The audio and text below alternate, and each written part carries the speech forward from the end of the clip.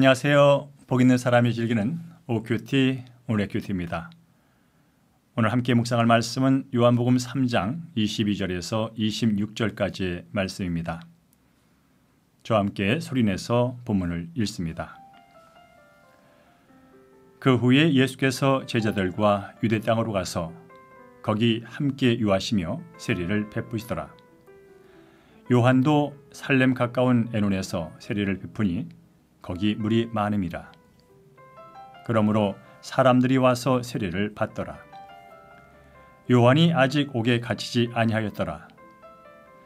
이에 요한의 제자 중에서 한 유대인과 더불어 정결 예식에 대하여 변론이 되었더니 그들이 요한에게 가서 이르되 랍비여, 선생님과 함께 요단강 저편에 있더니 곧 선생님이 증언하시던 이가 세례를 베풀매 사람이 다 그에게로 가더이다.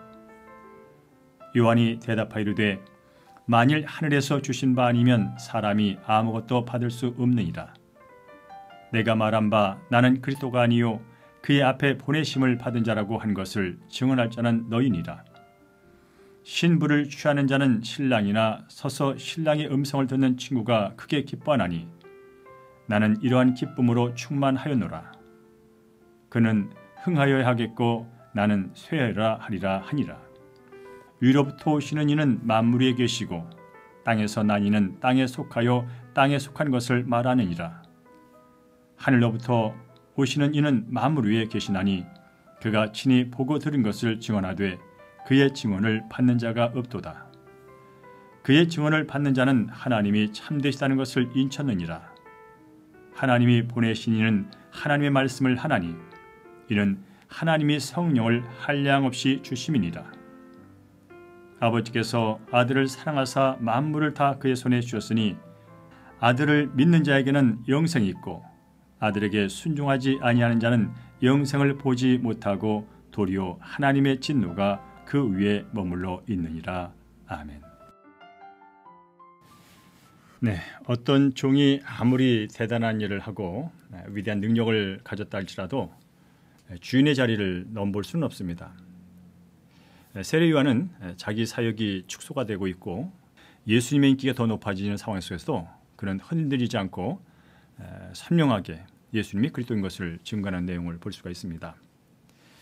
먼저 22절부터 3절을 보면 세례 요한은 사람들이 혹시 그리스도가 아닌가 하고 생각할 정도로 존경을 받았던 인물입니다.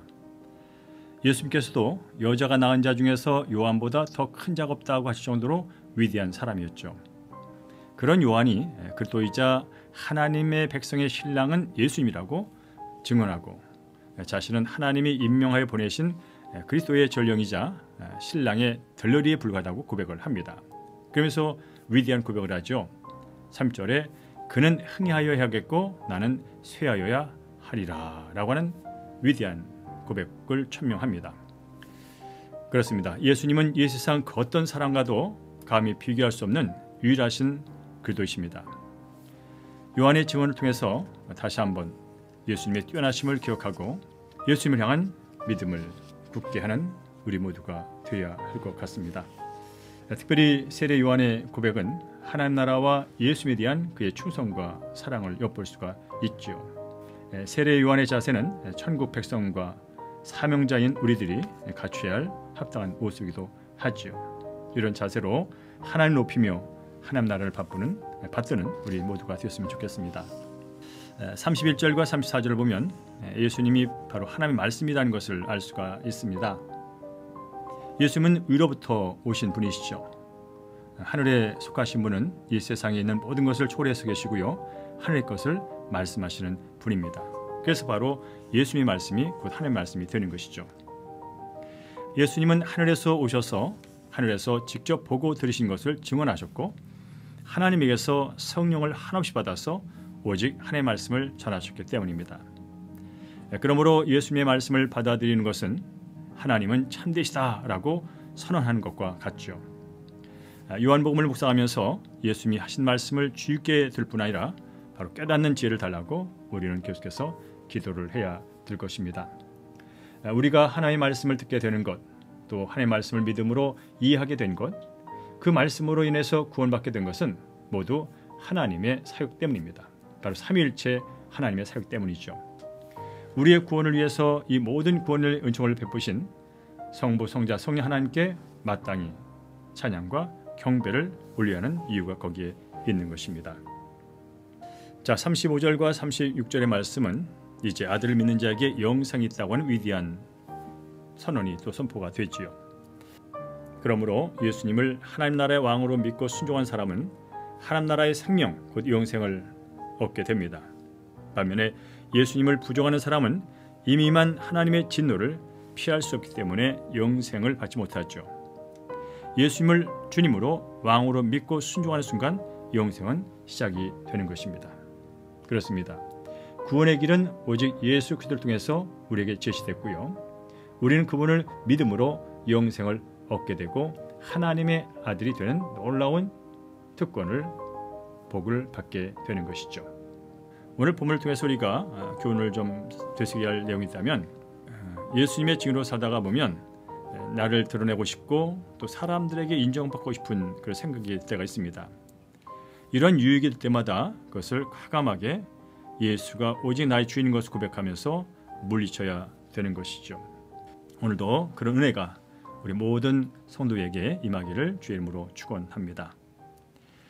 자, 이제 말씀을 기억하면서 적용 질문을 함께 하겠습니다.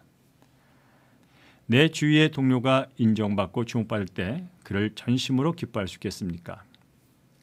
예수님의 이름이 흥하기 위하여 오늘 내가 힘써야 할 일은 무엇입니까? 함께 기도합니다.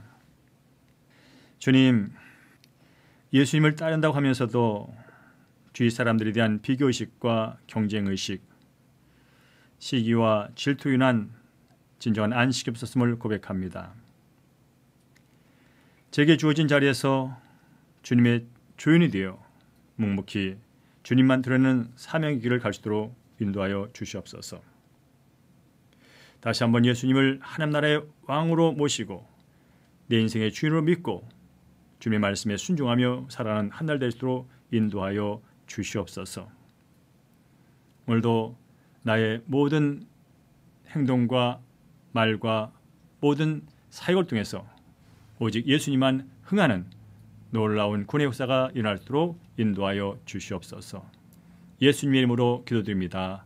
아멘.